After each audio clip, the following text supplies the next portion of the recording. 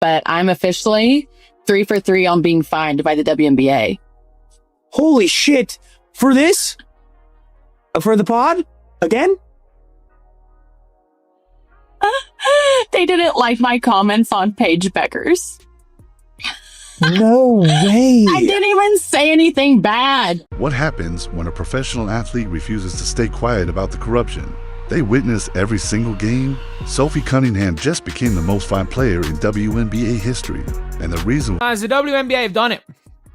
They have done it. They have officially fined Sophie Cunningham every podcast episode.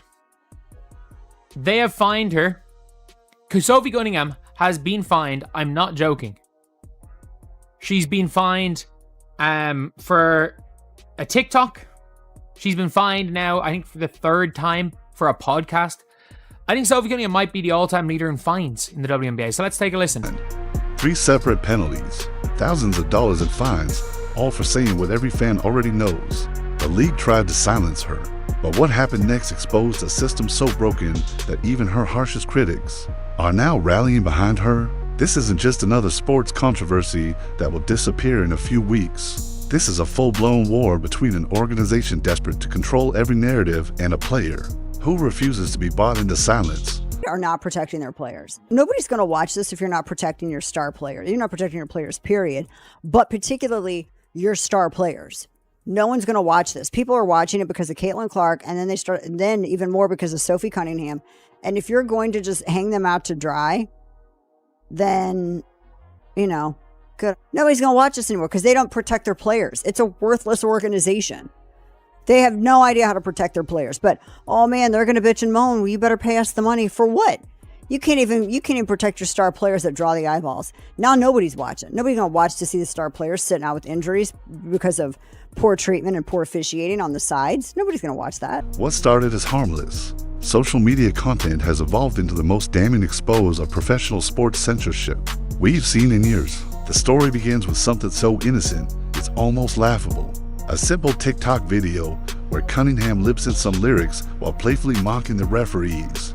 Nothing malicious, nothing false, just a player having fun on social media, like millions of people do every day. The video was actually pretty funny.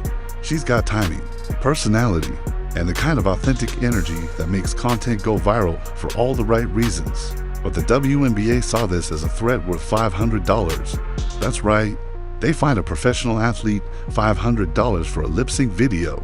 Not for cursing out officials during a game, not for making false accusations, but for a harmless piece of social media content that probably brought more positive attention to their league than their entire marketing budget accomplishes in a month. The message was crystal clear: stay in your lane, keep your mouth shut, and don't you dare question what happens on our courts. Most players would have learned their lesson and kept quiet. The smart career move would have been to post some generic inspirational quotes and never rock the boat again. But Sophie Cunningham isn't most players. She decided to launch her own podcast called Show Me Something with co-host Wes Wilson, genuinely believing she could have honest conversations about the league she plays in every night. The debut episode was everything the WNBA should have been celebrating. Cunningham provided insider perspective on what it's really like to play professional basketball and offered thoughtful analysis of the game. But buried in that episode were some straightforward comments about officiating inconsistencies, the kind of observations that any basketball fan makes during every single game. She wasn't attacking anyone personally, just pointing out what everyone could see with their own eyes. The league's response was swift and absolutely brutal. A massive $1,500 fine landed on Cunningham's desk, more than 3 times the penalty for her TikTok video. This wasn't just a slap on the wrist. This was financial punishment designed to send a message to every other player thinking about speaking freely. The fine came with no warning, no conversation, no attempt to address her concerns. Just a cold, calculated decision to hit her where it hurts most. But instead of backing down, Cunningham made a decision that would change everything. She revealed the fine on her next podcast episode, telling her audience exactly what the WNBA was trying to do. You finding me $500 is not going to do SH*T, she declared, making it crystal clear she understood this was about control, not conduct. This wasn't just defiance. This was a declaration of war against institutional censorship. Then came the moment that would expose just how deep this rabbit hole goes. During a high-stakes game between Cunningham's Indiana Fever and the Dallas Wings, rookie sensation Paige Buecher seemed to benefit from some questionable calls. Cunningham was hit with a flagrant foul for what appeared to be stepping into Buecher's landing space. A replay showed contact that many felt was completely incidental. Throughout the game, Buecher's got to the free throw line for contact that other players were experiencing without any whistles. On her podcast, Cunningham made what should have been the most uncontroversial observation in basketball history.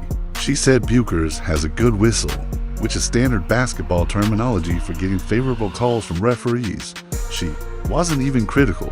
She praised Buecher's as a talented player and said she'd love to play with her someday. It was the kind of mild commentary that happens on every NBA podcast and every sports talk show. But the WNBA saw this incredibly mild commentary as worthy of yet another fine. The third in just a few months, 3 for 3, as Cunningham put it, officially making her the league's most penalized voice for absolutely nothing controversial. The pattern was now undeniable. They weren't fining her for what she was saying. They were fining her for having the audacity to say anything at all. What makes this entire saga absolutely infuriating is the selective enforcement that's been exposed, revealing a level of hypocrisy that destroys any credibility the league might have had.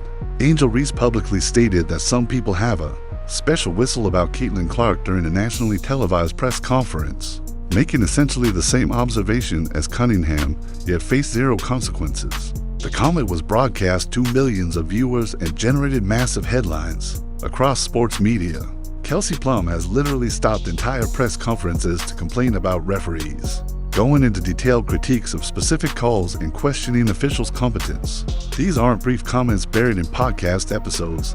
These are prominent, public statements made in official league settings. Yet somehow, Plum's extensive criticism doesn't warrant any penalties, while Cunningham gets hammered for milder observations on her personal platform. The double standard gets even more ridiculous when you look at coaches. Multiple coaches have gone absolutely ballistic at officials during nationally televised games, screaming at referees, throwing clipboards, and making gestures that would get any player ejected. These outbursts happen in front of packed arenas and primetime audiences, yet result in zero fines, zero discipline, zero consequences whatsoever. The pattern is undeniable and deeply troubling. The WNBA has decided that Sophie Cunningham specifically cannot be allowed to speak freely, while everyone else gets a complete free pass. The numbers reveal just how systematic and calculated this campaign has become. Over $1,000 in fines for basic observations that wouldn't raise an eyebrow in any other context, any other sport, or any other professional setting. For perspective, these penalties represent a significant portion of WNBA salaries, making them far more punitive than similar fines in leagues where players earn millions. When NBA players get fined for criticizing officials, we're talking about athletes making $30 to $40 million per year, getting hit with $15,000 to $25,000 penalties. It stings, but it's proportional. WNBA players make a fraction of that amount, so a $1,500 fine hits completely differently. It's not just a penalty, it's a threat to financial security, family support, and long-term career stability. The WNBA is weaponizing the economic vulnerability of women's sports to crush dissent and maintain an absolute control over every narrative. It's corporate authoritarianism disguised as maintaining professional standards. But here's where the league's strategy completely backfired in the most spectacular way possible. Instead of quietly intimidating Cunningham into submission, they accidentally created the most compelling content in women's basketball. Each new fine became a story, each penalty became proof of her authenticity, and each attempt at silencing her made fans more invested in what she had to say next. But something completely unexpected started happening as news of each fine spread across social media and sports outlets. Instead of turning against Cunningham for being difficult or unprofessional, fans began rallying around her in ways that completely shocked the WNBA leadership. Social media exploded with support, with comments like "Sophie, keep calling out their nonsense, and this league is targeting her for telling the truth," flooding every post about her situation. The fan reaction revealed something the WNBA management completely failed to understand about their own audience. People weren't just supporting a basketball player, they were supporting someone willing to absorb significant financial punishment just to provide them with honest insights into what was really happening behind the scenes. Fans had been fed sanitized press conferences and corporate-approved talking points for so long that they jumped at the chance to support authentic discourse. Cunningham's podcast episodes featuring the fines started generating massive viewership numbers, with clips going viral across TikTok, Twitter, and Instagram. The league's attempt to silence her had turned her into the most talked-about personality in women's basketball, and ironically, their penalties were funding her platform's growth. Some fans even joked that they should start a GoFundMe to cover her fines, turning the league's punishment into a rallying cry for transparency. The uprising wasn't limited to social media either.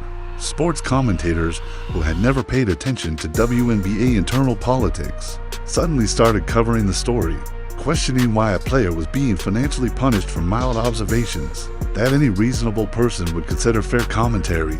The league found themselves defending increasingly indefensible positions to a growing audience of people who were learning about their authoritarian tactics for the first time. The fan uprising revealed something the WNBA didn't expect. People were starving for authenticity. Cunningham's podcast became appointment listening not despite the controversy, but because of it. Viewers wanted to hear from someone who refused to give them sanitized, corporate-approved talking points. Her willingness to face fine after fine just to speak honestly turned her into something the league never wanted, a folk hero. What's most damaging about this entire situation is how it's exposed the WNBA's complete inability to handle authentic player voices, revealing an organization so terrified of losing control that they'd rather destroy their own marketing assets than allow honest discourse.